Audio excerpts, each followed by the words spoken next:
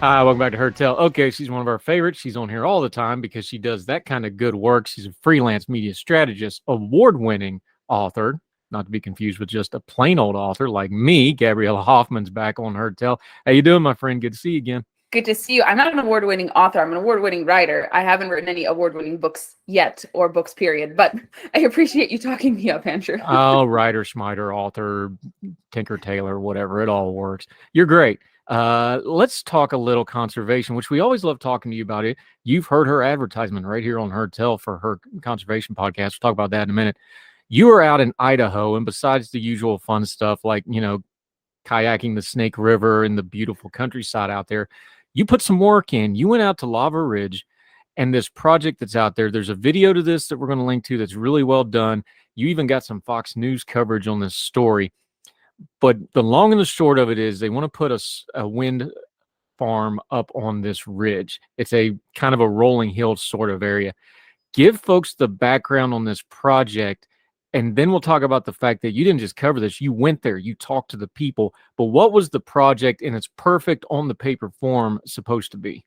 The free market environmental group that I work with, CFACT, enlisted me with going to Idaho's Magic Valley. So the Lava Ridge Wind Project is a really big scale project, wind farm, as you mentioned, that would affect and imperil, to be argued, actually, this really sensitive, kind of fascinating region of Idaho. If you've ever been to Idaho, it's a very diverse landscape. You have mountains, you have the sawtooths, you have Idaho's southern region where we were primarily at. It's more prairie, kind of deserty. And this region of Magic Valley is actually very notable because of the lava rock structure. You almost feel like you're on the moon. There's a famous national monument called Craters of the Moon. It's co-managed by the National Park Service and Bureau of Land Management. And this whole region, so you have very fertile farmland, you have national monuments, you have a Japanese internment site sitting right on the edge of where this proposed wind project is. You have the Snake River, you have lots of different kind of facets to this area, this beautiful kind of untouched rural area. It's not a backwards place. They have commerce, they have business, they're largely thriving when things are really economically prosperous. But like any, kind of small town place, they're always affected by booms and busts in the economy. But they've largely been a productive region. People are very easygoing. They want to preserve some of the livelihoods that they've been doing. They really value the farming lifestyle, small business, outdoor recreation. And when they were told that this project is going to be coming to the area and it's a priority of the Biden administration, many of them started to do their research. They wanted to research what would happen if this were to come to their region, kind of the environmental toll that would be entailed from constructing it. And when they did their research, consulted other people who've had wind farms of this magnitude or close to this magnitude, this would be the largest wind farm proposed, onshore wind farm constructed if it goes through and gets the approval. They said it's on too many sensitive areas. It would impact wildlife migration corridors. It would affect birds of prey, raptors. It would kill a lot of them. It would have obviously effects on the water aquifer. That region sits on one of the largest untapped water aquifers, and they have water shortages. So that would be a complicated thing. And these wind turbines would require so much concrete, so many different materials, rare earth minerals that are very hard to procure. So a lot of kind of paradoxes to this. And you see this community kind of coalescing together, people of all political persuasions. A lot of the activists were telling me, even though they may lean more to the right, that we work with people of all political stripes because this is our home. We don't want this to be affected in this way, because once you kind of retrofit this project in a place like this, there's no turning back. It's really hard to kind of recover certain things on the landscape. When you touch farmland like this in this manner, it's really hard to make it productive and valuable and useful. And then just the potential proximity to these really sensitive sites, the National Monument to the north and Craters of the Moon, which is at least 1 million acres, first set aside by Calvin Coolidge, and then President Bill Clinton expanded this. And then you have this Japanese internment camp. We always hear this administration say, we are very mindful of national monuments and sacred spaces, but they put so-called clean energy projects above these very sensitive sites. This particular site that I'm alluding to, which is the Minidoka National Historic Site, it's like a few miles away from one of the farms that I visited and interviewed. And I thought it was important to go to Idaho, not just to be like, okay, I don't like this, I'm going to say it from afar. I can deduce this from afar because I have, doubts about certain technologies. But you can't be a observer and a reporter and a documentarian from afar. You need to go to where the people are. You have to go on the ground. You have to report. You have to absorb the region, get to know its people, see what it's really like. And aside from doing some fun activities, that was just one small piece of it. I got to talk to the people who this would affect. Like I said, I alluded to a farmer whose ranch sits on the largest underwater aquifer.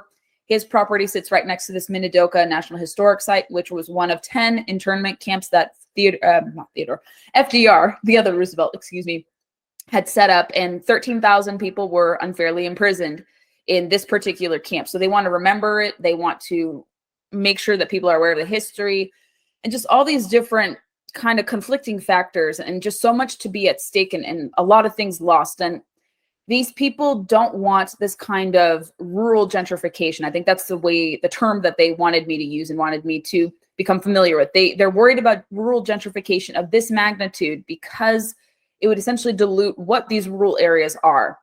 And so that's kind of the long short of it, Andrew. Yeah. Gabriella Hoffman joining us here. There's a couple technical things we got to knock out here. You talked about this being a really big project, one of the biggest we've ever done onshore. This is 400 turbines. This is going to stretch this is going to stretch for miles. This is going to be a huge site. I know where I lived in Germany, the second time I was in Germany, there was a huge, what they considered a very large wind farm. We would drive up to the top of the hill above where we live, and we'd drive up there because my kids were little and they just thought it was cool. That was 120, and that was one of the biggest in Germany. And that was considered, this is 400 of these things. Mm-hmm. This is a huge, massive area. The other thing we got to touch on, this is Bureau of Land Management. So this isn't one of those eminent domain or like this is the government land. So they can do pretty much what they want on it. And the company that's behind this is a New York City company that's coming in. So fair or unfair, that's just the perception of the locals. You know how those sorts of things go. That's a lot of cross streams, but you just touched on one that people probably aren't going to think about when it comes to renewable energy. What does water got to do with a wind turbine? The entire West, you travel a lot, you cover conservation. One of the biggest stories going that only occasionally gets headlines out here on the East Coast, the water situation in the West is at a critical level. Even something like a major construction project that's going to go for years, they've got legitimate concerns about the aquifer. And the farmer that you interviewed on the video that we're going to link to, he's like the aquifer alone can't handle the stress of this. This thing is crossing a lot of streams, and that's why you're seeing that across the spectrum pushback. Not that they're even against it. They're just wondering, is this too big? Is this too ambitious? And is this the right time and the right place for this project? That's a good assessment of it. Absolutely. And Magic Valley, Idaho is not the only place where this is playing out. There are lots of other places, rural communities in Kansas and Wisconsin and Michigan and all over the country where projects like this are playing out. But this is a unique place because of just the different lava rock formations, the Snake River, meandering its way through. There's a lot of historical context to this too. Obviously, the Western heritage, Evel Knievel had his famous jump at the Perrin Bridge in Twin Falls. And this would, like you said, affect so many different acres. If it were to go to completion, it would be 73,000 acres where these 400 turbines would reside on. And that's a lot of land to worry about. I mean, obviously, yes, Bureau of Land Management land. So people are like, yeah, well, they can essentially do whatever they want. But when those Bureau of Land Management lands kind of cross over onto private property, or there's kind of borders where there's maybe unknowns or there's crossover, the people who have private property or private land that is situated close to it have to be really concerned, because would some of the construction interfere with, let's say, the productivity of their land? So it's questionable when it does situate near private property too. So that's what people are really concerned about there. And just the magnitude of the project, you'll be able to see it for miles. They approximate that as tall as 740 feet individual turbines would be. There isn't anything like this in the United States already. A lot of people are really concerned about some of the noise pollution aspects to this, because they do emit some sort of sonar that does affect people's health. It's not some conspiratorial thing that I dug up, but a lot of people have cited that's a concern. The amount of natural resources that it would take, and also fossil fuels that you'd have to exhaust to build these and to back these up, is also very questionable. It's questionable as to whether or not this is truly a green project. Why do these renewable projects, such as this proposed Lava Ridge project, have to take up so many acres of land if it's going to be renewable and carbon free? Something that is environmentally friendly or touted to be that way shouldn't be taking up so many acres of land to achieve a certain, magnitude of megawatts of wind energy. Wind is also very intermittent. It's not a reliable energy source. The Western United States is susceptible to earthquakes, other natural disasters. I don't know if that's really factored into it as much, but yes, people are just concerned, and they should be, and how many rare earth minerals in terms of tons and supplies are going to be used when they don't even want to do permitting reform. Like I said, there's so many paradoxes to this. People are going to see this from their homes. You're going to see it from as far away from craters of the moon, like I told you, that national monument. And when people go to this region of Idaho, they don't want to see skyscrapers or tall structures. They want to enjoy nature. They want to be off the beaten path. And like I said, this is what rural gentrification would look like. It's bringing ugly aspects into these areas that kind of want to be left alone and untouched and kind of preserved. So that's what I think the locals were really concerned about. And like I said, it's almost a consensus of locals opposing this. You have these people coming from out of state, like you said, New York. They created a shell company saying that we're for the vested interests of the locals, when obviously that's not the case. When one of the company representatives was probed about where is this energy going to go to when it's potentially generated, or if it is ever generated, and they found out that most of this energy is not going to even be enjoyed by Idahoans. It's going to go to California and Nevada. So that's the kicker with it too. So it doesn't really benefit Idahoans. It's kind of NIMBY types coming to Idaho. They hate red states, but they love their potential to extract energy and then import that energy into their state. So it's NIMBYs coming, saying they love this green energy, but they don't want it in their backyards, but they don't mind exhausting red states that have a lot of natural resources and very arable land to be able to do this. So lots of paradoxes involved here.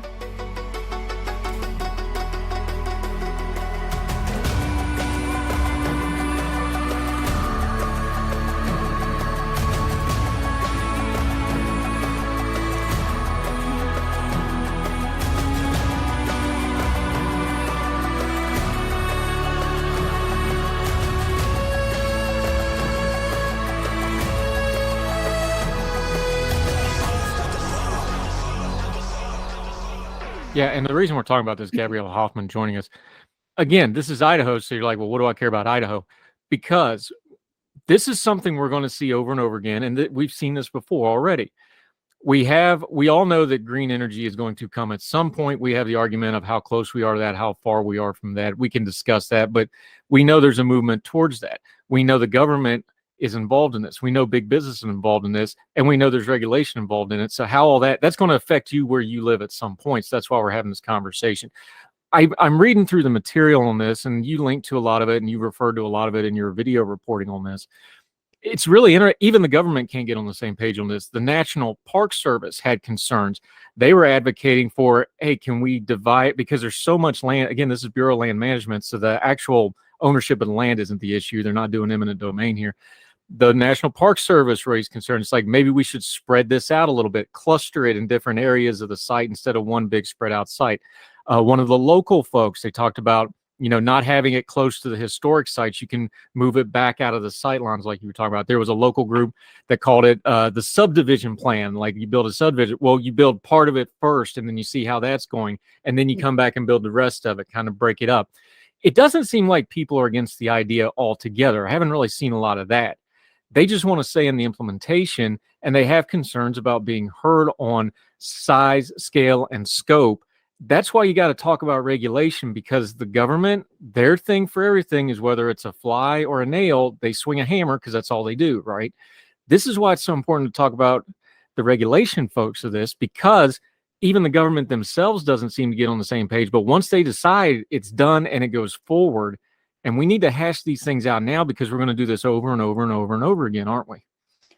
That's true. And I want to also caveat this by saying that this type of project If it was done maybe on private land, perhaps it wouldn't have been so contentious, but because it has so much overlap on BLM land, close to very sensitive farmland and historical sites, maybe there would be less opposition. But just when this administration in particular just has, we need to fulfill these goals by 2030. If we don't achieve this amount of megawattage by 2030 for onshore goals, we are contributing to the climate crisis, et cetera. So they alarm and they scare and they fearmonger in this regard. And the problem with this project is too, I was reading in a follow-up article reports that came out in wake of our reporting, because the locals expressed their frustrations to me that a lot of the local media has just been taking money from Magic Valley Energy Company, not questioning the project as much. Now they started to be a little more even-handed and fair in their coverage, and they started to highlight the concerns of people who would be impacted by this potential project. But this is not really a free market project. And the reason why you're seeing a lot of skepticism with this, even though there's a private shell company coming in claiming to be of Magic Valley, I read that this actually would be funded primarily through subsidies if it were to be approved after this EIS is considered. There's a 60-day comment period. If this is, people don't challenge it and they decide to proceed with it, most of the funding is going to come from this recent omnibus bill. And so a lot of people should have questions about the nature of this project. Is this really being brought about by a free market or a market enterprise system? No, this is government pushing this. And I think when people see government pushing these technologies well before their prime, that's going to create a lot of upheaval. I wouldn't say physical upheaval, but a lot of discord, a lot of disagreement with this, because it seems like a coercive policy. Like you have to get on board to achieve these goals or else you're contributing terribly to the environment. But with the shortcomings of these projects, again, wind is intermittent. This is not going to be a truly free market project. It's a highly subsidized project. And if we look at history, highly subsidized projects, namely in the form of Solyndra, they don't work out. They become defunct. A lot of these technologies, when they're created before their prime, they don't work as efficiently as they can. They're not reliable. They stress the grid. And so understandably, the locals are very opposed to something of this magnitude across 73,000 BLM land acres because it doesn't work to its full potential. Like I said, if it was on private land in a smaller magnitude and in not so sensitive areas, perhaps there would be less opposition to this. But because this is a whole of the government type of suggestion or proposal, of course, there's going to be opposition to it. So I think people, they don't want to deviate from what works in terms of energy. If oil and gas or nuclear, even nuclear is the true green energy source, I think that people are starting to come around to. Geothermal is even great. I think in some pockets of Idaho, they have geothermal. Geothermal is actually something I wish people would discuss more. It's very similar to fracking, uses a lot of the technology. It has a 24-power base load. It's not a perfect system, of course, but I think it'd be far more efficient than solar or wind could be. Just because you see what happens in Iceland and some other areas in the United States where it's tried on a more kind of case-by-case basis. But they're not looking at real technologies which will have less of an environmental footprint. They're done largely underground or in a smaller scale. For a nuclear reactor, you're not using as much land as you would for solar and wind. And same with geothermal. A lot of geothermal, you have a little bit of below surface and then above surface. Doesn't really take up that much of land. And people are questioning whether or not these are truly green, wind and solar, because of how many vast amount of acres that have to be used. And again, you're going to have to use fossil fuels one way or another. You're not getting rid of them. You're just pretending to say that we are ridding ourselves of it, but you're still needing them to have these technologies function. And so Lava Ridge, like I said, is just one case study of many. And we're going to see more of this. And I think you'll see opposition continue to build because these locals are not consulted. You have these projects coming in like sharks, loan sharks, and trying to extort them and say, you have to get along. We're going to promise you these great things, or else, we'll bully you, or we'll make you feel guilty for not being a part of the solution. And people don't like to be told what to do. It's not because they can't get along with progress. It's just a matter of forcing people off of what works is never a good way to build rapport.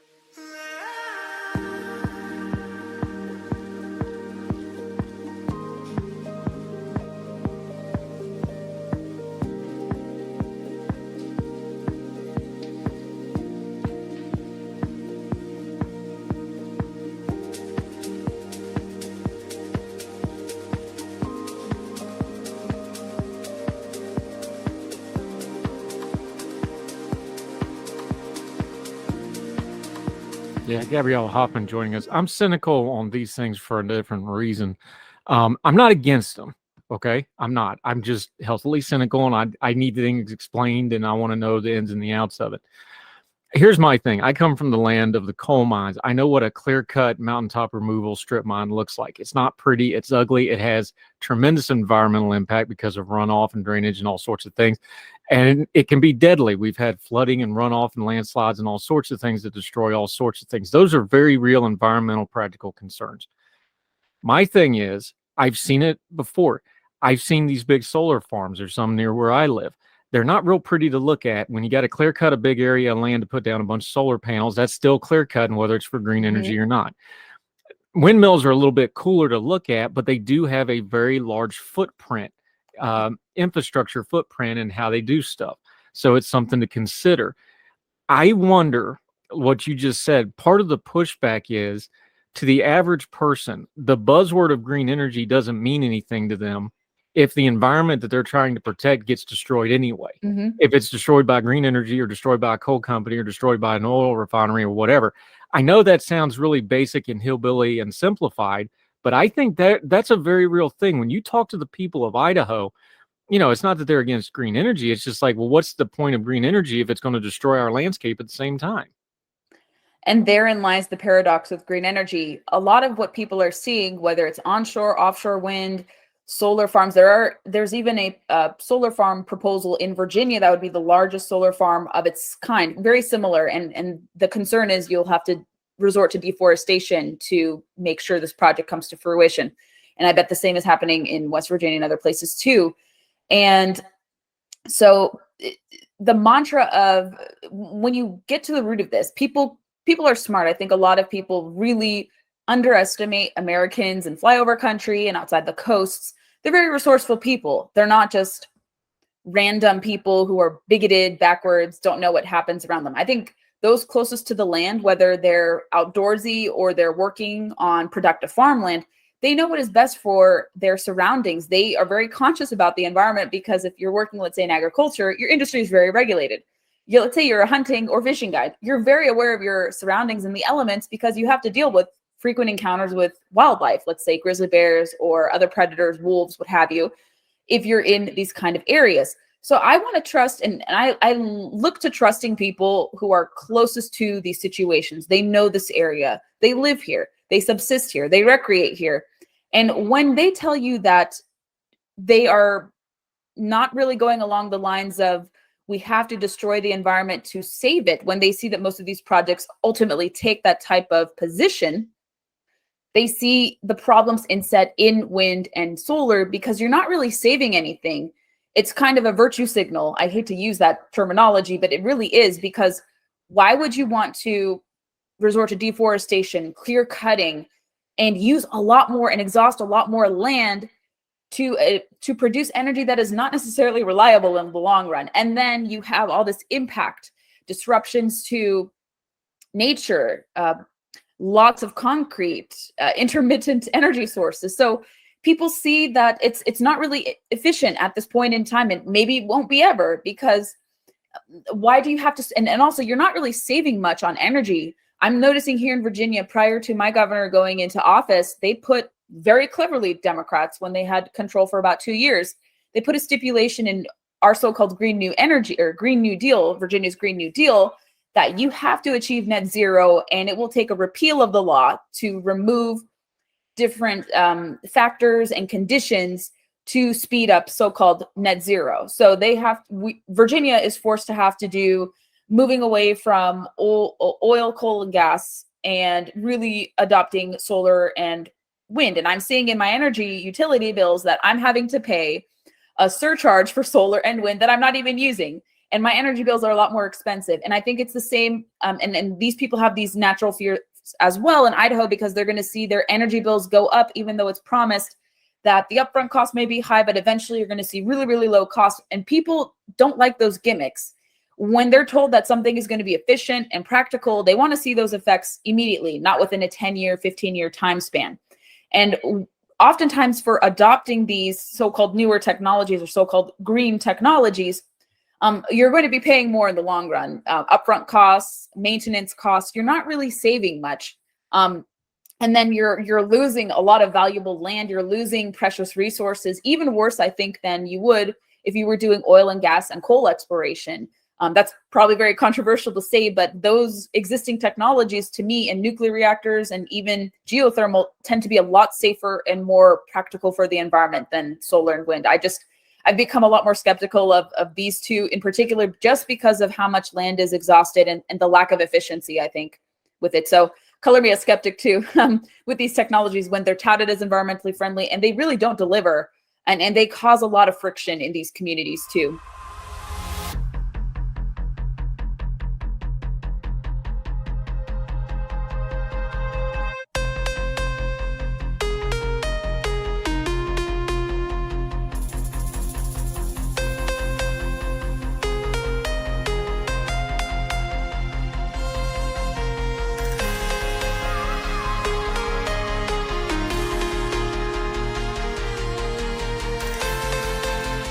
Yeah, this is Gabriella Hoffman joining us. This is why I tend to try to trend as much as I can towards all of the above on this stuff.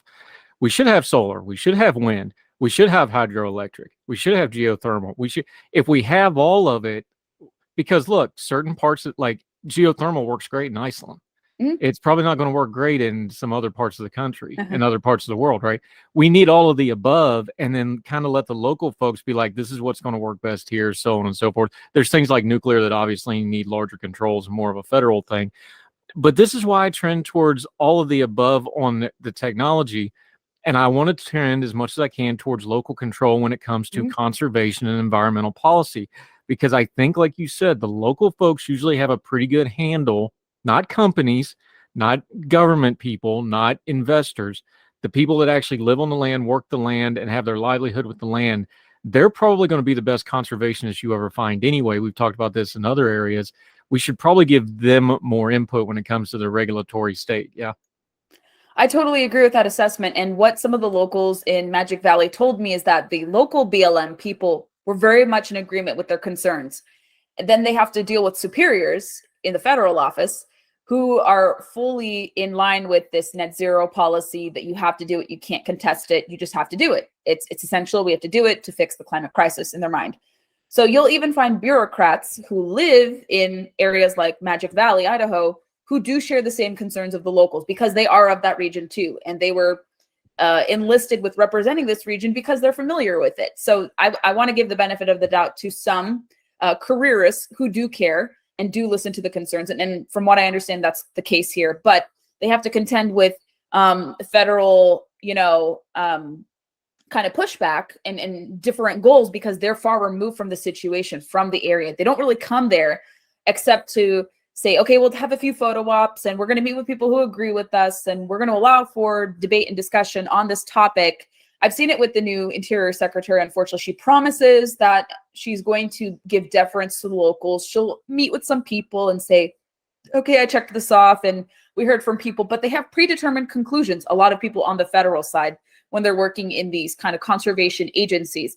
But those on the ground who are affiliated with BLM or Fish and Wildlife Service, they tend to be more attuned to the concerns of locals because, like I said, they live there, they commune with these people, and they know the region better. But the federal side, the like I said, Interior Secretary, her deputies, they really don't see it that way because they're just taking marching orders, truth be told, from the Biden administration. And like I said, they save face and they say, yes, we did our duty, we heard input, but we have this predetermined goal. We just have to go according to the Administrative Act. This is a law that is for any law.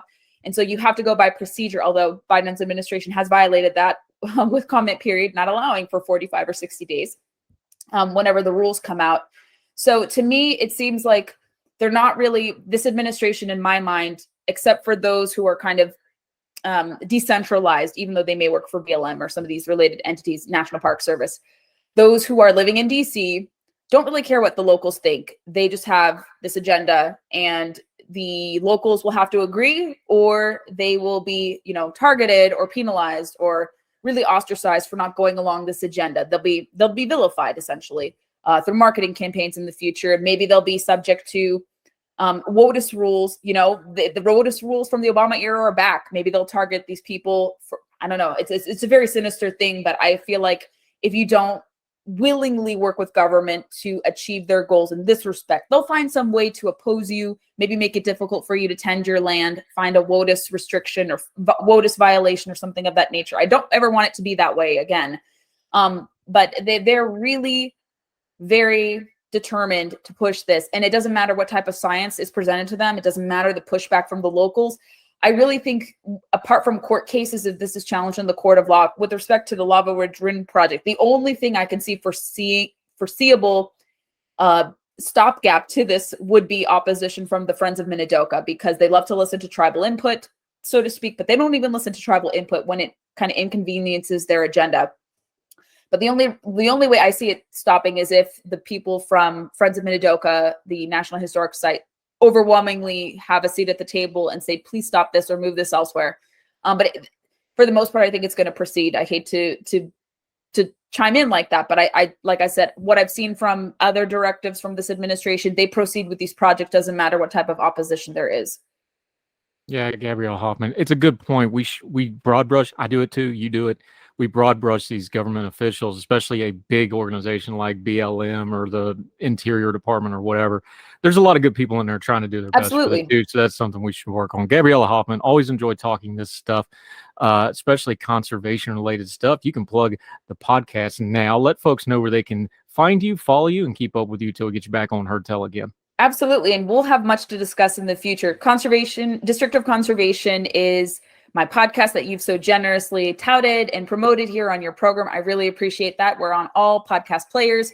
We've had a lot of great interviews recently. I'm focusing a lot on interviews, and we're going to be mixing it up with some public policy discussions. I actually have a really fascinating interview about artificial intelligence being used to help mitigate high-intensity wildfires coming up next week, or by the time this comes to air next week. I spoke to one of my acquaintances who was in the DoD, and she wrote about how they're using AI to help combat these really high-intensity fires. Really fascinating discussion. Someone I've known for a while, really fascinating gal. She was a Kiowa pilot, and she's been in the news before. And so we have a lot of really interesting stuff. I'm going to talk about some interesting bills. There was a resolution in Wyoming to ban electric vehicles by 2035. I thought that was really funny. So we'll talk about what's trending in the outdoor news. So I hope your listeners do come and check it out. We're also going to be keeping tabs on what the 118th Congress is doing, because it's divided Congress. You have the Republicans controlling the House, Democrats narrowly controlling the Senate. There will be a lot of conservation environmental pieces to break down. So we're going to be on top of that type of legislation as well. And I'm on social media. Very easy to find me, Young Voices. And I look forward to connecting with anyone and coming back on the podcast, of course. Yeah, we love having you. We'll keep having you. Always do good work, my friend Gabriella Hoffman. Great seeing you again. Thank you, Andrew. Good to talk to you. Happy weekend. You too. Bye.